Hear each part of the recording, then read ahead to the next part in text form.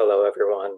My name is David Bowers. I'm a clinical assistant professor of teacher education at the University of Tennessee, Knoxville. Very, very recently graduated doctoral student, graduated in July. And it is absolutely a pleasure to be given this opportunity to provide a response to Aldo Parra's paper.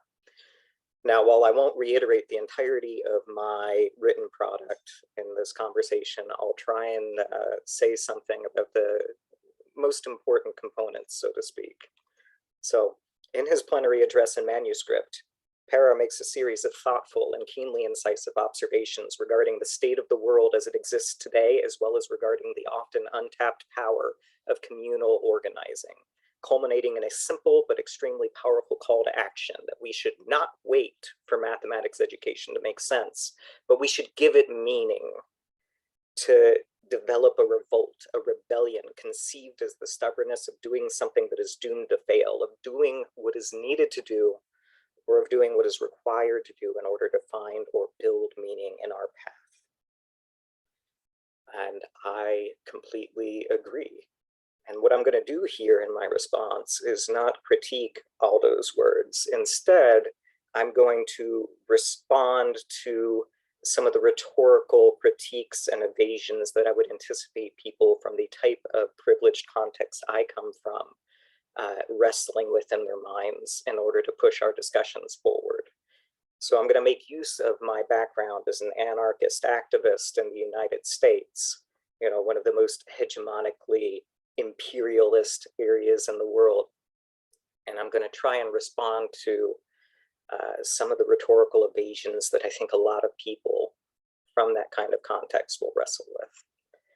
And in particular, I'm going to name three. And in each case, I'm not going to try and offer an exhaustive refutation. Instead, what I'm going to do is I'm going to draw attention to two things that were strong themes in Aldo's paper: urgency and ethical weight.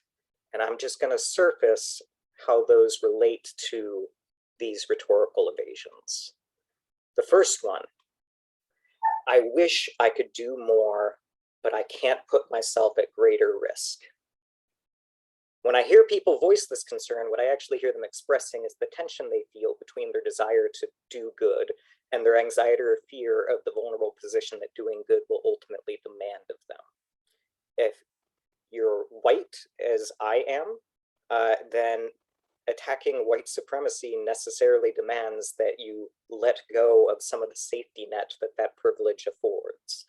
If you are a cis-heterosexual man, as I am not, then opposing cis-hetero male supremacy demands that you oppose the very ideologies and mechanisms that keep you safe.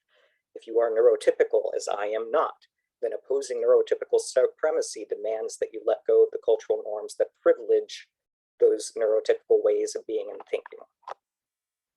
So to be clear, I do not blame you for feeling this tension. I imagine that we all do. But I think it's worth noting that this vulnerability that you can opt to ignore along your privileged identities is something that the marginalized can never opt out of. And so I just ask you, if you were to sit with this vulnerability day in and day out for days and months and years at a time, how would that affect the choices you make and the way you move through life? Evasion number two: reform is a better path than revolution. And I gotta ask, is it possible to reform the system and institution as it exists to the point of emancipation without fundamentally changing it? And I suspect that most of us will agree that the answer is you will absolutely have to fundamentally change the system. And in that case, what we're distinguishing is a slow revolution from a fast one. And again, drawing attention to ethical weight and urgency, can we afford a slow revolution? When is it appropriate to allow a slow revolution? Certainly not in a moment of urgency. So, in contexts where your positionality is privileged, would you feel differently about how quickly we need change if you instead imagined yourself as one of the marginalized? Three, I can both satisfy the system and oppose it. This is, I think, where these conversations almost always end, with the answer both and. Now, this is not me saying that both and is a wrong answer or a bad answer, because I don't believe either of those things. It is me saying that both and is often treated as the conclusion of the conversation. And certainly I tend to agree that we want both and in the situations where that comes up, usually. But both and responses encounter an ethical problem when the two categories under consideration are not constructed as equal, as in this case, when one focus is either more oppressive or less oppressive than the other. And I think it's pretty clear in this case that there is one answer that is more oppressive and one answer that is less oppressive than the other. That being the case, is it good enough to just say both and? Without a deeply critical lens, you will find yourself in the same state of capture that Aldo describes in several places throughout his paper. So, all I'm saying, when all is said and done, is that we have to critique the ways our privileges affect the way we move through the world. We have to critique the way we can let go of consciously holding that ethical weight, that sense of urgency along our privileged identities.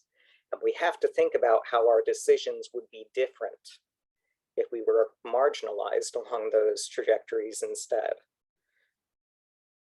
We have to investigate how white supremacy, how cis-hetero patriarchy, how neurotypical supremacy, how neoliberal capitalism manifest in our actions and deeds. And we cannot disentangle these things. If there are any of those four things that I just mentioned that you have not interrogated yet, in terms of how it impacts your decisions, your choice of methods in the case of research, then that's something that we need to do. And so let me end with an amplification of Aldo's call to action. Let these tensions that you have the privileged capacity to escape, sit with them, sit with those tensions. We move differently when we force ourselves to carry the weight of the violences that privilege allows us to ignore. Thank you.